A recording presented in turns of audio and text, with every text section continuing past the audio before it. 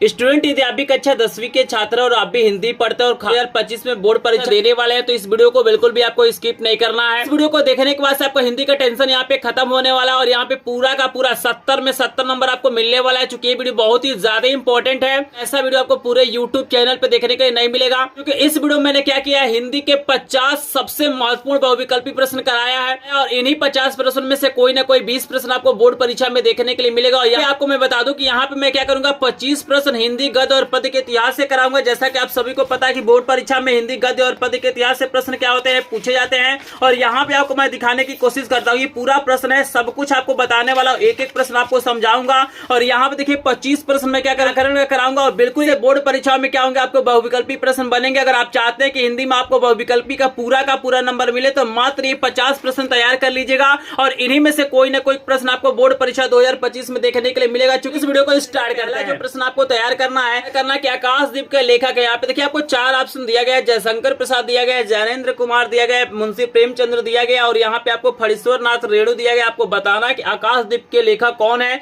तो यहाँ पे आपको पता होना चाहिए आकाशदीप जो रचना हो जयशंकर प्रसाद की रचना, तो यहाँ पे कौवल ऑप्शन बिल्कुल आपका करेक्ट हो जाएगा। आई होप आपको समझ में आ रहा होगा, एक एक प्रश्न बहुत ही ज्यादा इंपॉर्टेंट। अगर वीडियो को स्किप कर देंगे तो आपका भी नंबर क्या होगा, हिंदी में कम हो जाएगा। तो बिल्कुल ध्यान से वीडियो को देखिए। दूसरा प्रश्न आपके सामने बहुत ही ज्यादा इंपॉर्टेंट है, ये प्रश्न आपको 2025 बोर्ड परीक्षा में देखने के लिए मिल जाएगा।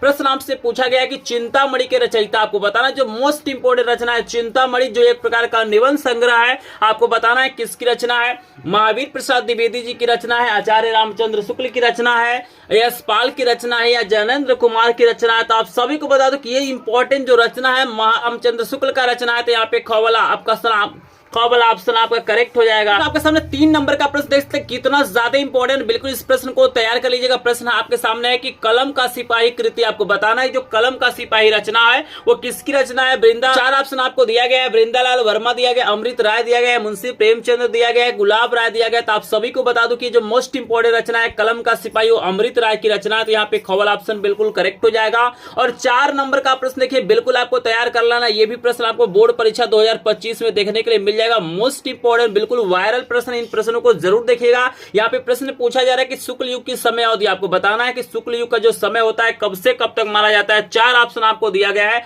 लेकिन आप सभी को बता दूं कि जो शुक्ल युग का समय अवधि वो हमारा क्या हो जाएगा, 1919 से 1938 तक माना जाता है।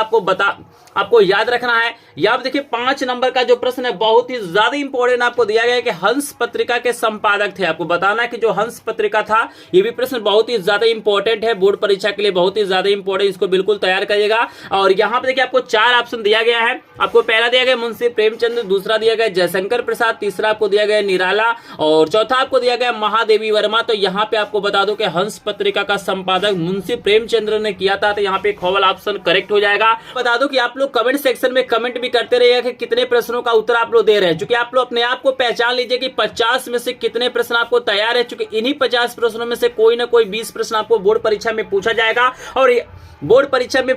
और आप लोग लास्ट में कमेंट करके जरूर बताइएगा कि 50 में से कितने प्रश्नों का उत्तर आपको पहले से पता था। अगर 50 में से लगभग आपको 40 प्लस प्रश्नों का उत्तर पहले से पता है तो आपको मान के चलिए बोर्ड परीक्षा 2025 में 20 नंबर आपको मिलने वाला है, एक भी नंबर आपका नहीं कटने वाला है। तो यहाँ पे हम क्या करते हैं, इस पेपर के पेज को पलट लेते हैं और हम चलते हैं अपने 6 नंबर के प्रश्न पे। यहाँ पे देखिए ये भी प्रश्न बहुत ही ज्यादा इंपॉर्टेंट है। प्रश्न पूछा गया है रामचंद्रिका के रचयिता है। तो आपको बता दूं कि यहाँ पे 4 ऑप्शन दिया गया है, महादेवी वर्मा है, केशव दास है, मैथिली शरण गुप्त है और जयशंकर प्रसाद है। आपको याद रखना है कि रामचंद्रिका केशव दास की रचना है, ये कौवल ऑप्शन बिल्कुल करेक्ट हो जाएगा। और यहाँ पे देखिए 7 नंबर का प्रश्न देख सकते हैं, कितना ज्यादा इंपॉर्टेंट आपके सामने आ गया है कि दीप शिखा किसकी रचना है। यहाँ पे 4 ऑप्शन आपको दिया गया है, लेकिन आप लोग अपने आप को पहचानिए क्या इस प्रश्न का आंसर आपको पता है कि नहीं है। आपको मैं बता दूं कि जो दीप शिखा रचना है वो महादेवी वर्मा की रचना है। तो कौवल ऑप्शन बिल्कुल यहाँ पे करेक्ट हो जाएगा। और यहाँ पे 8 नंबर का प्रश्न भी बहुत ही ज्यादा इंपॉर्टेंट, लगातार बोर्ड परीक्षाओं में पूछा गया है कि प्रिय प्रवास किसकी रचना है। यहाँ पे आपको 4 ऑप्शन दिया गया है, ध्यान से सभी लोग देख लीजिए।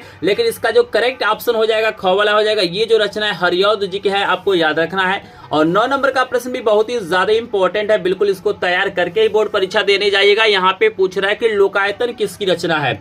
यहाँ पर भी आपको 4 ऑप्शन दिया गया है। बता दूं कि जो लोकायतन रचना है सुमित्रा नंदन पंत का है, तो घ ऑप्शन बिल्कुल करेक्ट हो जाएगा। 10 नंबर का प्रश्न देखिए बहुत ही ज्यादा इंपॉर्टेंट है। यहाँ पे पूछा गया है कि आधुनिक काल का समय माना जाता है। देखिए आपको 4 ऑप्शन दिया गया है और पूछा जा रहा है भैया आधुनिक काल का समय कब से कब तक माना जाता है। आपको बता दूं स्टूडेंट कि आधुनिक काल का जो समय है सन 1843 से अब तक माना जाता है। चूंकि इस समय भी आधुनिक काल चल रहा है, यहाँ से आप लोग आसानी से पहचान सकते हैं कि अब तक जब भी देगा तो वही क्या हो जाएगा, आपका आंसर हो जाना चाहिए। आई होप आपको यहाँ पे 10 प्रश्न समझ में आ गया होगा। आप लोग कमेंट सेक्शन में जरूर बताइएगा कि 10 में से कितने प्रश्नों का उत्तर आप लोगों को पता था, यानी कितने प्रश्नों का आंसर आप लोग पहले से जानते थे। अगर 10 में से लगभग 5+ प्रश्नों का आंसर आपको पहले से पता था तो आपकी तैयारी बहुत ही बेहतरीन हो रही है। तो आप लोग कमेंट सेक्शन में जरूर बताइएगा। फिलहाल आपको लेके चलते हैं 11 नंबर प्रश्न पे। यहाँ पे देखिए 11 नंबर का जो प्रश्न आपको तैयार करना है कि त्याग पत्र के लेखक है। यहाँ पे देखिए 2 ऑप्शन आपको दिखाई दे रहा है और 2 और ऑप्शन आपको मैं अगले पेज पे दिखाने की कोशिश करता हूँ। यहाँ पे देखिए 2 और ऑप्शन आपको दिया गया है, मुंशी प्रेमचंद्र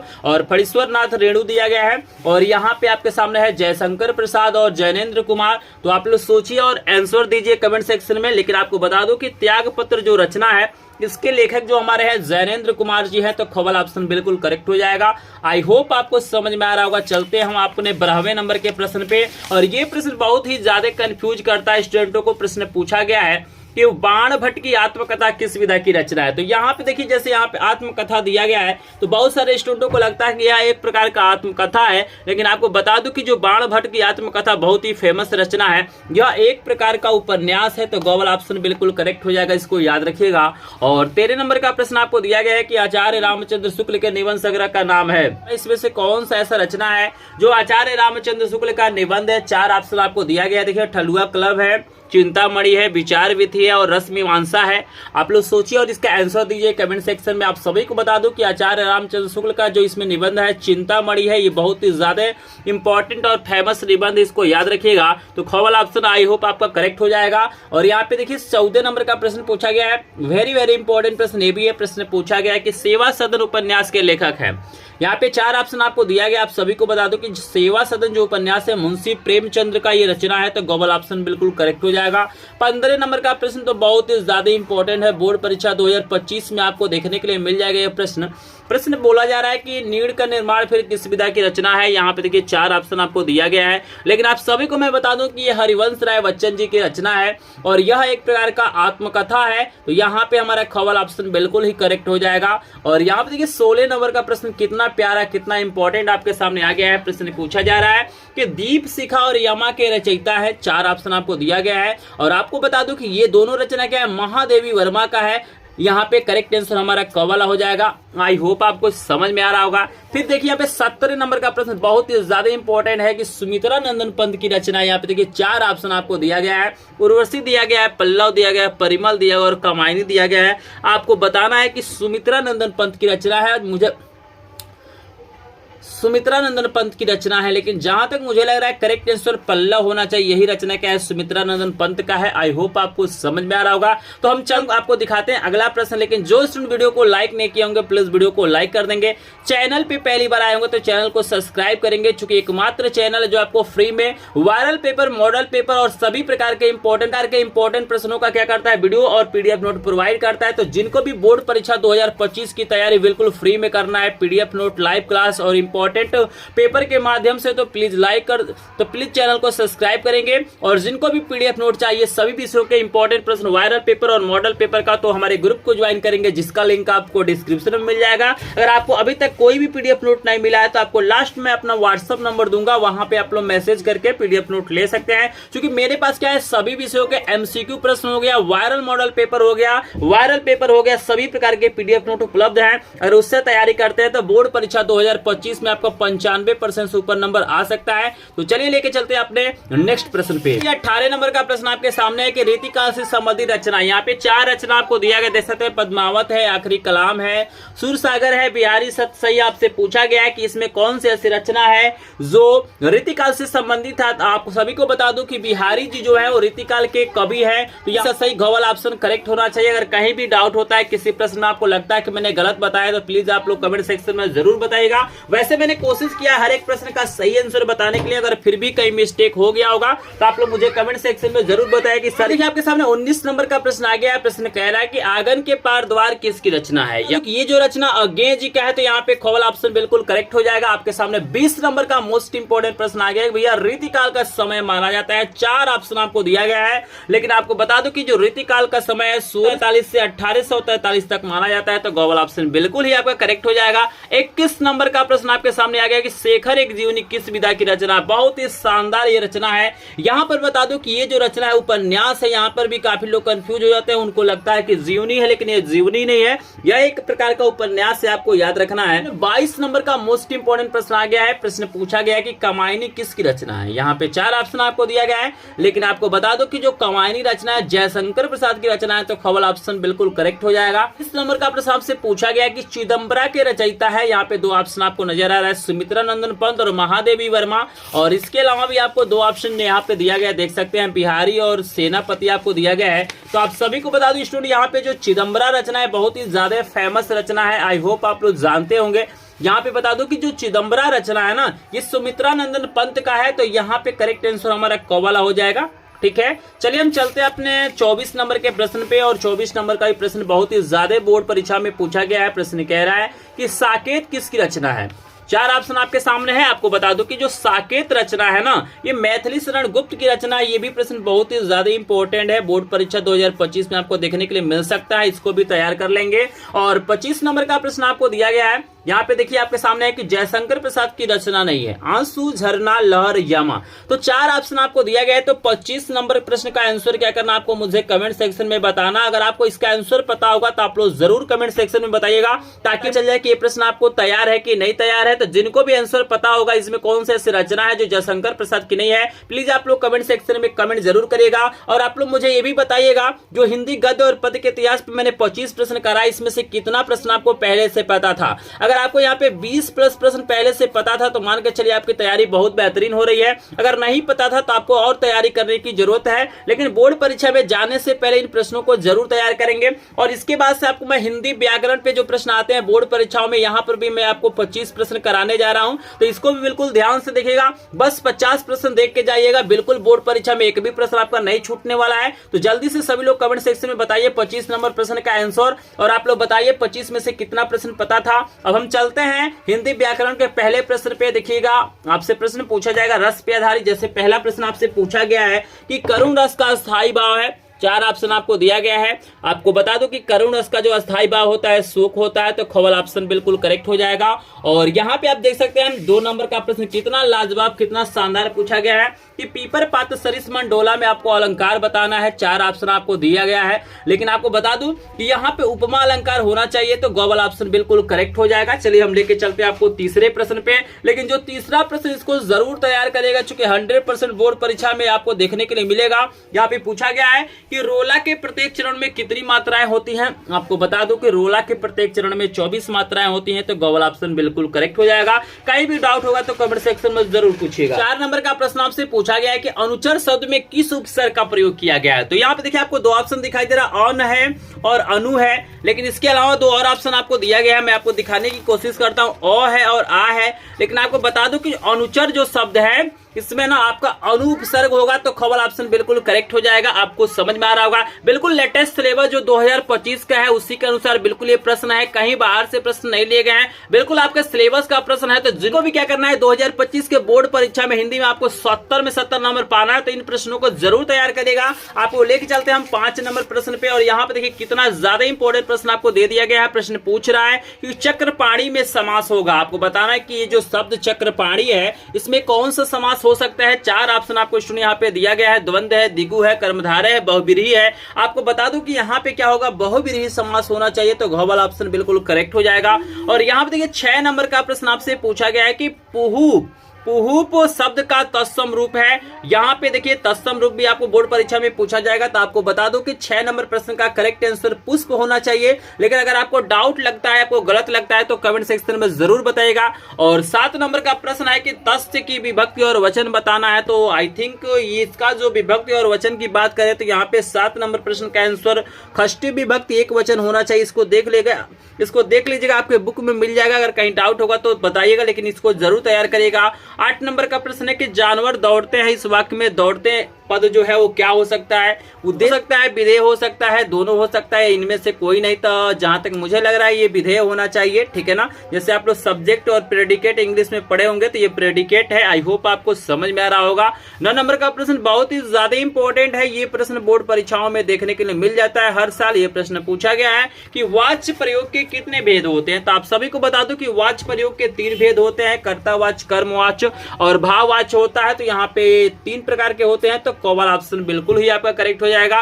और 10 नंबर का प्रश्न देखिए, संज्ञा पे भी आधारित आपसे प्रश्न पूछा जाता है कि संज्ञा के मुक्तक कितने भेद होते हैं। तो आप लोग पढ़े होंगे कि नाउन के 5 भेद होते हैं, तो वही चीज है। तो यहाँ पे करेक्ट आंसर कॉमन हो जाएगा। और लेके चलते हैं आपको नेक्स्ट पेज पे, 11 नंबर का प्रश्न आपको दिखाते हैं। और ये प्रश्न पूछा गया, भैया हास किस रस का स्थायी भाव है? तो थोड़ा सा आप दिमाग दौड़ाएंगे तो इसका आंसर दे सकते हैं। जो हास होगा, हास्य रस का होगा स्थायी भाव, तो कॉमन ऑप्शन बिल्कुल करेक्ट हो जाएगा। और 12 नंबर का प्रश्न है कि यही कहीं पर बिखर गई वो भगत विजय माला से इसमें अलंकार बताना है। तो जहां तक मुझे लग रहा है इसमें उपमा अलंकार होना चाहिए, लेकिन आप लोग मुझे कमेंट सेक्शन में जरूर बताएंगे कि यहाँ पे उपमा अलंकार होगा, अनुप्रास होगा कि रूपक होगा, कुछ प्रेक्षा हो जाएगा, क्योंकि यहाँ पे मुझे थोड़ा सा कंफ्यूजन है। तो आप लोग अगर गलत हम बताए होंगे तो जरूर बताएंगे। और 13 नंबर का प्रश्न है, यहाँ पे बहुत ही शानदार आपको दिया गया है कि यह सममात्रिक छंद है, इसमें 4 चरण होते हैं, प्रत्येक चरण में 24 मात्राएं होती है, 11 और 13 मात्राओं पर यति होती है। यह लक्षण किस छंद का है? तो ये रोला का है। तो करेक्ट आंसर क वाला हो जाएगा।